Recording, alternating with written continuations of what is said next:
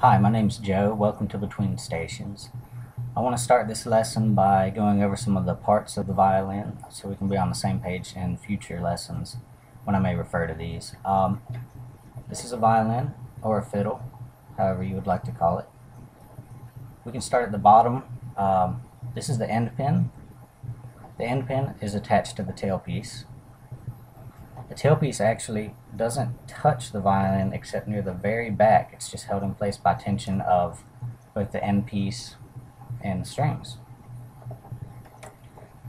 The tailpiece holds the fine tuners if you choose to have them. I only have one on the E string because I find that the strings produce a much richer, woody, earthy type tone when they're connected directly to the wood of the violin. But as a beginner, you may choose to have all four. It makes it a lot easier getting a precise tuning.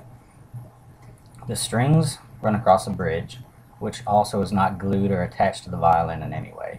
If you were to remove all four strings, the bridge will actually fall off the violin.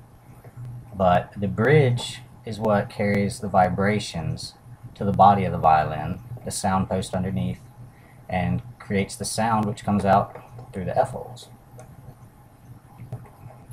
The strings run across the fingerboard, which is made of ebony wood. And this is where you'll apply your fingers to change the pitch of the note. Fingerboard connects to the neck, which connects back to the body with a dovetail joint that's inside the violin, which you can't see. You may notice there's a color difference between the neck and the rest of the violin. That's because the finish that they use on the violin is very thin, very brittle, so it doesn't prevent the vibration of the instrument. So not long after a violin's created, this will wear off. You'll see that in most, if not all, used violins. The neck runs up to the peg box, which is actually a solid piece of maple wood. This whole part is solid. The peg box contains the pegs, which is where your strings will attach. Turning those and increasing the tension will raise the pitch. Loosening them lowers the pitch. The peg box runs into the scroll, and all of this tension combined together across the body of the instrument is what creates the vibration and produces the sound in your fiddle.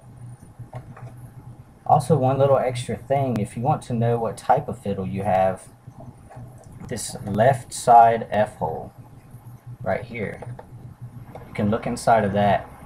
Most violins will have a piece of paper, cloth, something glued in there that'll have the name of whoever made your violin, if you're lucky, where it's made, when it was made.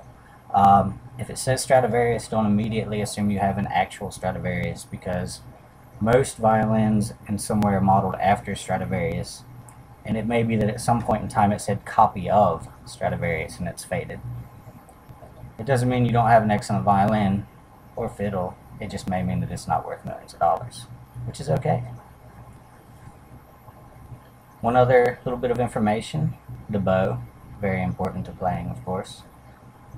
You don't really need to know all the parts of this because you'll very rarely hear them, but you do need to know this is the frog. This is what will slide back and forth to increase and decrease the tension on the bow, which is moved by twisting. You have the string, which is, of course, made of horsehair. I'm sure you've heard that before.